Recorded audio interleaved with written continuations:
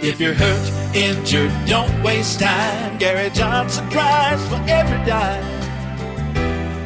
Welcome to Simply the Law, a program created by attorney Gary C. Johnson. Simply the Law provides free legal advice and encourages happiness and quality of life. Now, here's Simply the Law with Gary C. Johnson.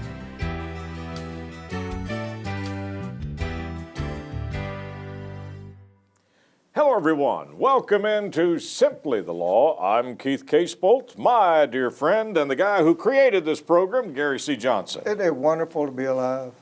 Think about it, folks. Here we are.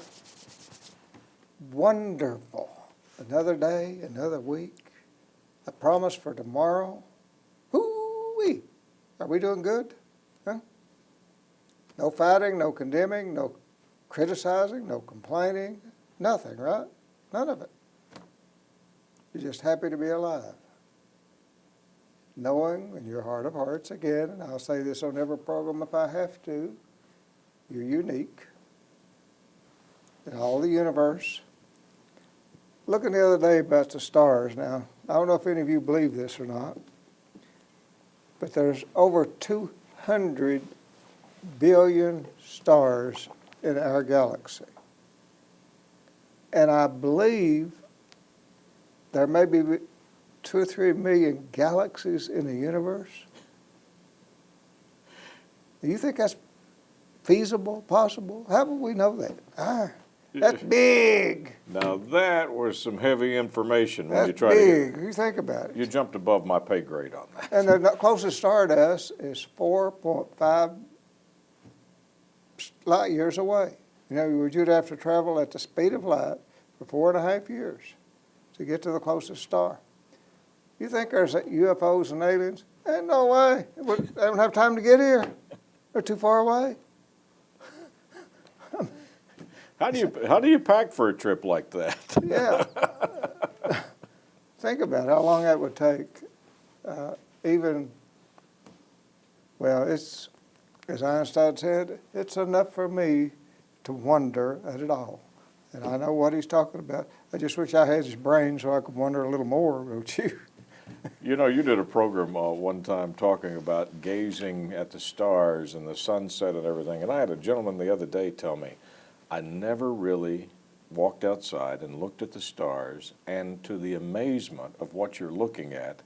And he said, when I did that, it really made all the little petty problems I had in my life at the time seem so small. And speaking of those little bitty problems that you've got, even though they seem huge, in the scheme of things, you've got a little small dash, my friends, and that's all you've got. Those problems, they'll resolve one way or another. They will go away. You may die to make them go away, but they will go away, those problems will. The question is, what is your attitude in the meantime? And that's the thing you can control. You can control whether or not you want to be happy. It is a choice. Those problems, graveyards full of people that have problems probably worse than you've got, okay? Graveyards full of indispensable people. If you think they can't do without you, forget it. But you can have some sense of well-being. You can understand your own worth, your own importance. If you weren't extremely important, you would not have been born. I mean, you're important, no question about it. How you deal with what you were given is up to you. Don't you wish we had a little less free will and they'd made a few of those choices for us when they brought us on earth? We might have turned out a little easier in life, man, huh? But not. No, we were given free will. The greatest gift of all, free will, life and free will to do with it as we choose. Yet many people choose to be miserable. Many people choose to not even look at the sunset and appreciate it, or a beautiful mountain, or a beautiful child. Misery loves company. And if you surround yourself, my friends, with people that are negative and miserable, you will catch it. It's worse than the viruses that are going around. It's more contagious, misery is. And it loves company. Withdraw your permission. As I've said on this program many times before, and I'll say it again, no one can make you miserable without your permission except your children. Okay?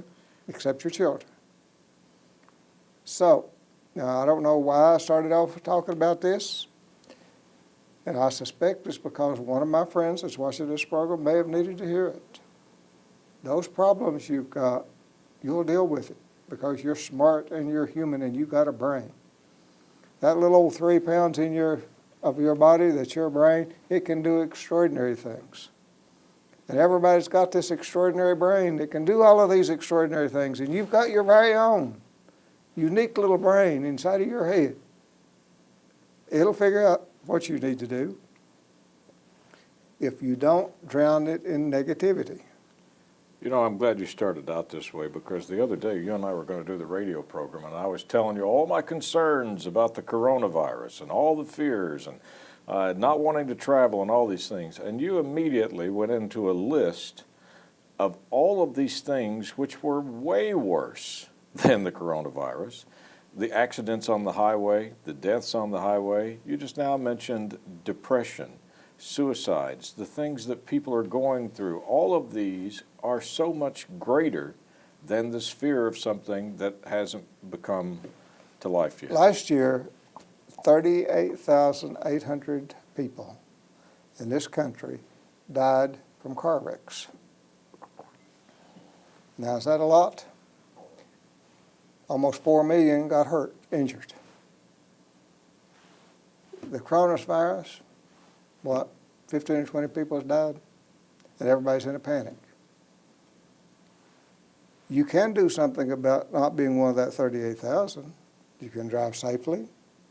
You can obey the speed limit. You can make sure you don't eat, maybe not even talk or text while you're driving. You should be constantly on guard in case some fool tries to run over you. You can do something about that, but you can't do anything about that virus. So if you're going to worry and try to do something proactive, my friends, do it when you get in that car. You say, okay, my job now is to get from point A to point B.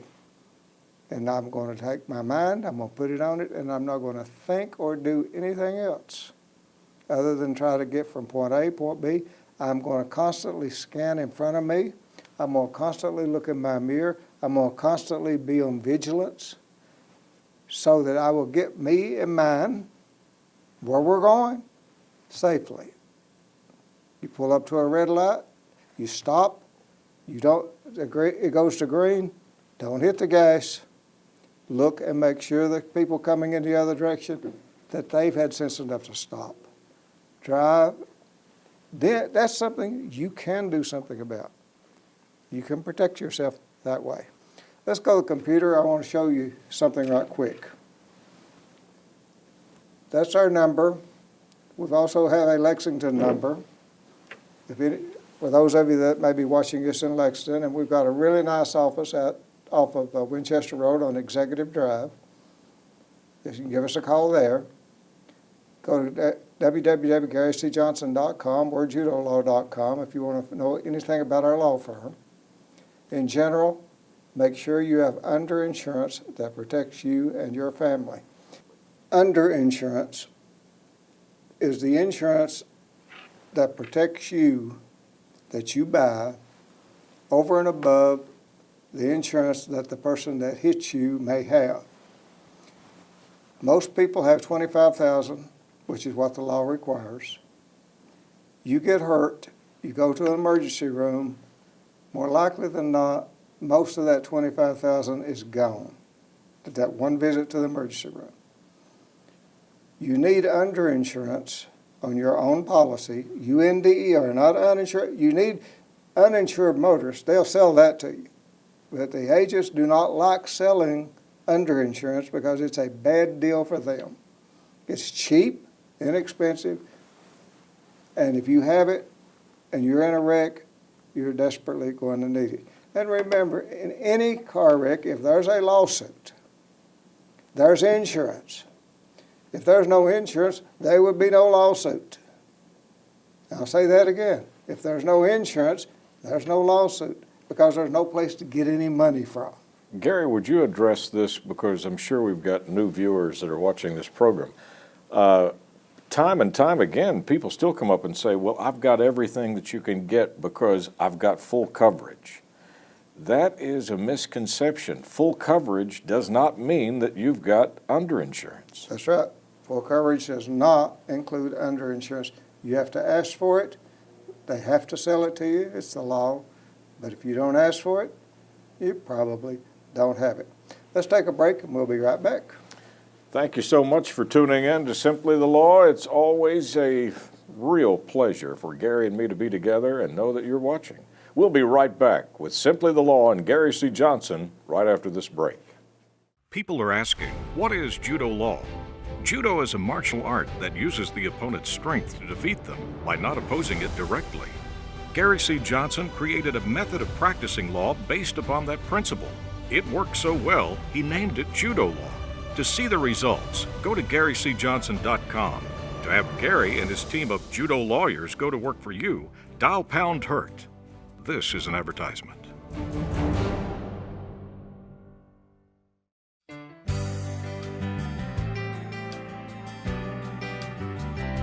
Welcome back into Simply the Law, a good opening segment because you touched on underinsurance. And I'm not sure what the stat was that you gave not long ago about the number of cars out on the road who probably don't have any insurance. And you basically are saying you cannot depend upon the other driver to have adequate insurance. You're going to have to do it yourself. But if the car doesn't have insurance, your uninsured motorist will cover that person.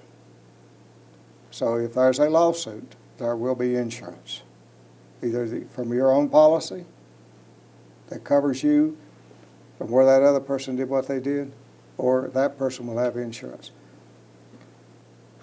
I've been in this business over 40 years, and I've never seen a lawsuit for a personal injury where insurance was not involved. Doesn't matter if it's product liability, it doesn't matter if it's medical negligence, it doesn't matter what it is. There's always insurance or there's no lawsuit. Now, get back to this. This book, over the years, when we've had this program exclusively in Eastern Kentucky, I've talked a lot about this book. It's How to Win Friends and Influence People by Dale Carnegie. It's titled wrong. It should be How to Be a Better Human Being would be an appropriate title for this book. I recommend this book to you. It was written in the 30s by Dale Carnegie.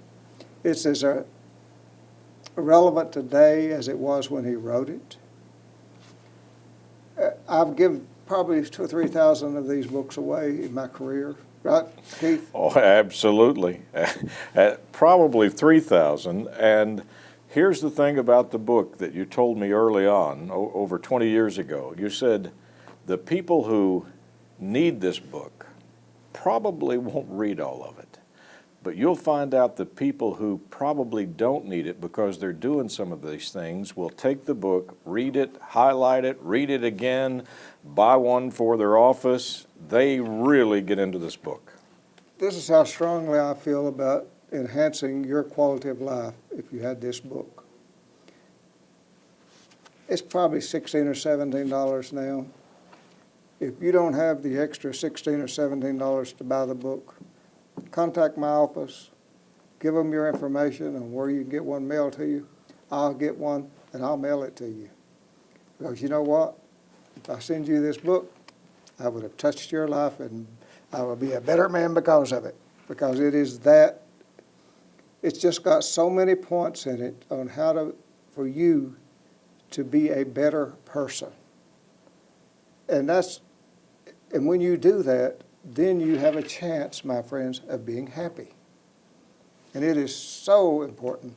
I'm going to take a second break, and then I'm going to have Keith read you a little segment from this book so you'll know what I'm talking about. I think I know the segment he's talking about reading, and I got to tell you something. If you have children, grandchildren, stay with us, because after this break, a very important passage from How to Win Friends and Influence People. More with Gary C. Johnson and Simply the Law right after this.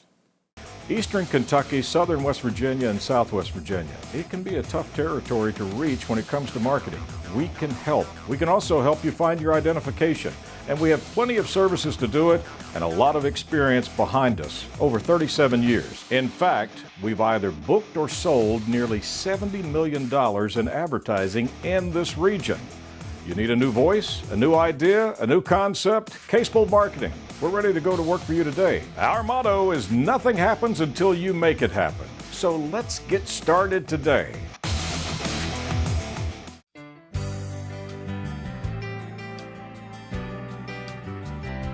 Welcome back into Simply the Law. I want to say one more thing about this book. If you read this book 10 times or if you read it 20 times, you will find out something in the book That you missed. that you missed. I don't know why it works that way, but it does. I started reading this book 42 years ago.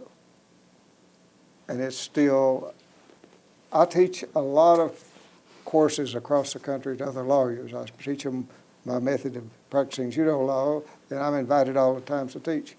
The first thing I put up on my PowerPoint is this book. And I say to them, this is the greatest book on trial advocacy and living that's ever been written. I recommend each of you get it, study it, and use it as a model. That's the first slide I put up every time when I teach, whether I'm in Atlanta, Las Vegas, New York, or wherever. When I'm teaching other attorneys, I push this book, not some big law book. You say, this is called Simply the Law. Well, if we go by this book, you don't need much law. Because people won't be going out doing bad things. They won't be doing bad things to their neighbors. They'll be careful when they're driving. And wouldn't it be wonderful if we didn't need lawyers at all? If everybody did what they were supposed to do, if every driver never broke a safety rule, lawyers would be out of business, wouldn't they? Wouldn't that be nice? I know you've put forth a challenge before. You said, if everyone will just obey the law and not break the law and horribly injure somebody, I'll retire. I'm gone. You said, I'll quit. Okay. I was in a grocery store the other day, and, you know, I've always said that things pop in my mind that I need to talk about on this show. I was going down an aisle, and there was a little 3-year-old girl, maybe 4, just as cute as she could be, standing in the aisle there. And she was looking up at me and a big old smile on her face. You couldn't help but smile back.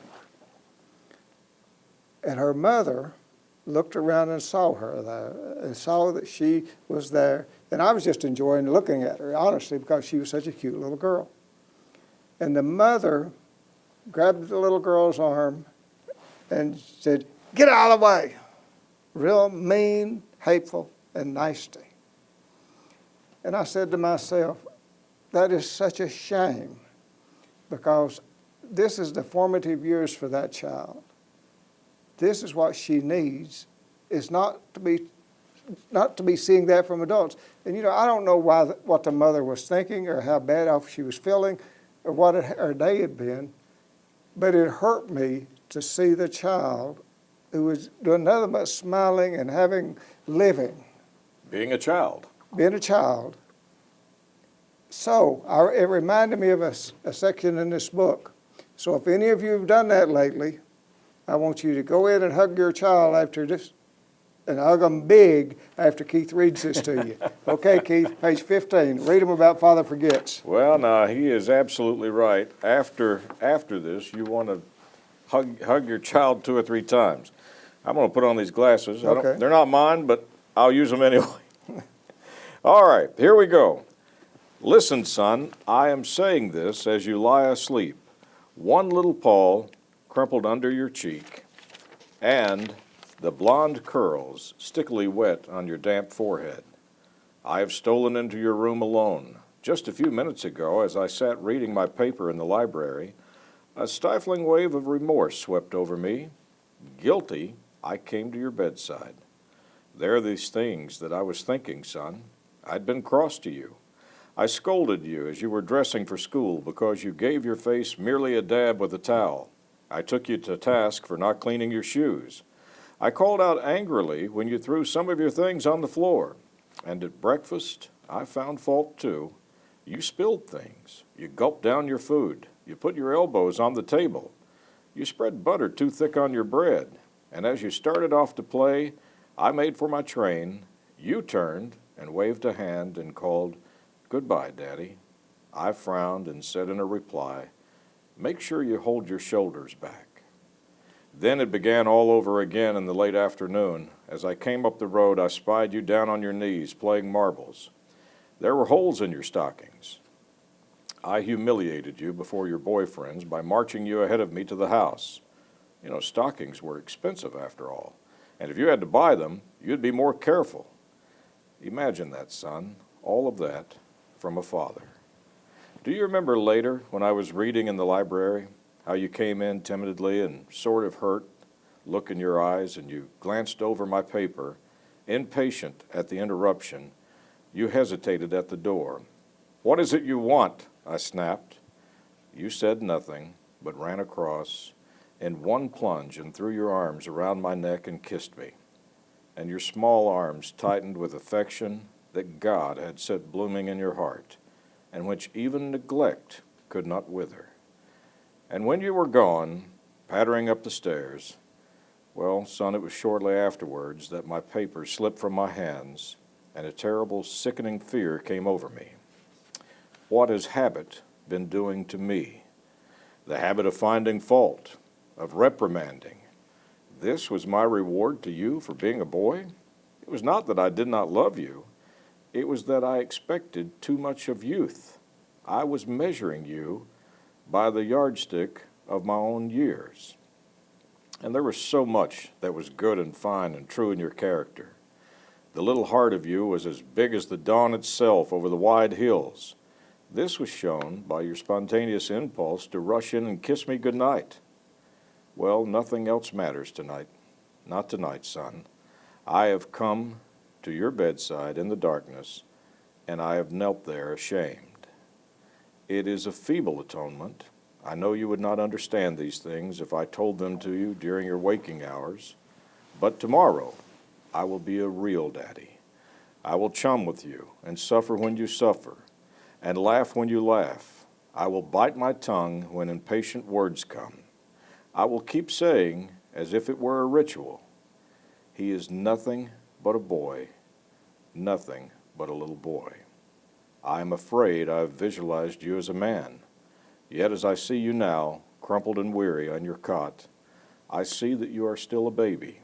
Yesterday you were in your mother's arms, your head on her shoulder. And I have asked too much of you, my son, much too much.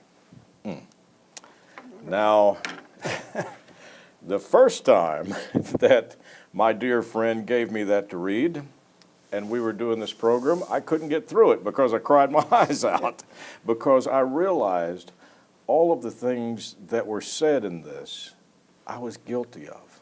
I had done that without thinking and knowing of my own sons. Well, let's take a short break and give our friends time to get composed, because that's a tough thing to listen to. That is very tough. Indeed, we will.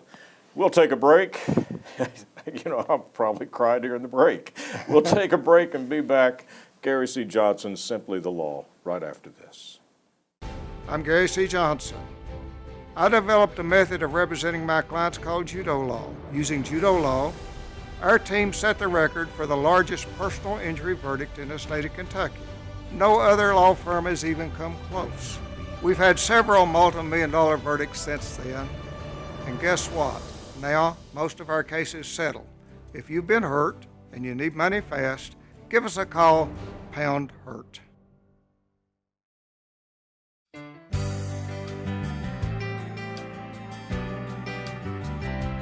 Welcome back into Simply the Law.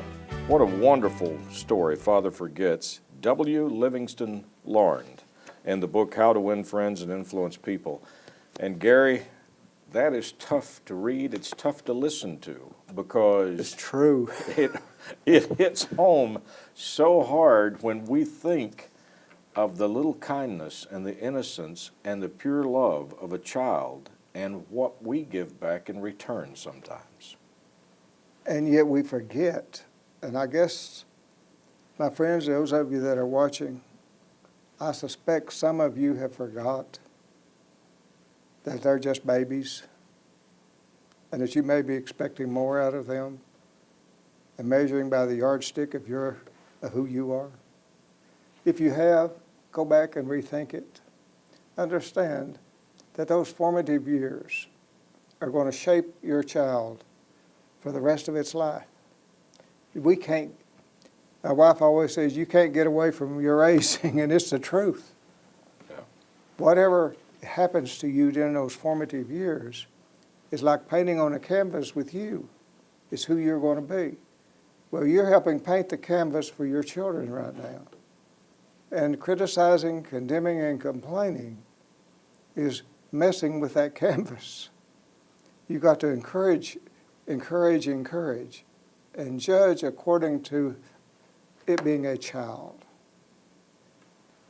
And I wish that that woman that had did that in that grocery store had read this book and had read this thing by Mr. Lawrence and had understood that it would have been so easy just to say, honey, let's get over here out of the way, and give her baby a hug rather than jerking her and saying in a very harsh voice, get out of the way. It's, just think of the difference. You know, Gary, the other thing that I've found out about this passage, I read that 20 years ago when my oldest son was 7, and that's why I cried so hard. But he's 27 now, and to me, he's still. It's still appropriate. That is in the chapter where he tries to teach us with examples of why we should never criticize, condemn, or complain in this book, because no good can ever come of it, ever. Nothing but negativity comes from those things, and you don't enhance yourself one bit when you criticize someone else. You belittle yourself. Keith, are we about out of time? Yeah, he sprung that on me. That's tough to read. I'm sitting here thinking all about my children and the mistakes that I've made and wanting to do better. But what I love about this, everyone has the opportunity to do just what the Father did. Go into the room, give your child a hug, and say, I'm not going to forget from now on. And since it popped in my head to do this, there's at least one of you that needed to hear that. My friend, thank you. I think we all needed to. Thank you so much for tuning in. I mean, what a privilege it is for Gary and I to do this program and know that you're watching. On behalf of Gary C. Johnson, I'm Keith Casebolt. We look forward to seeing you again next week, right here at the same time. Thank you for watching Simply the Law, a program created by Gary C. Johnson. Until next week, may you be safe, blessed, and happy.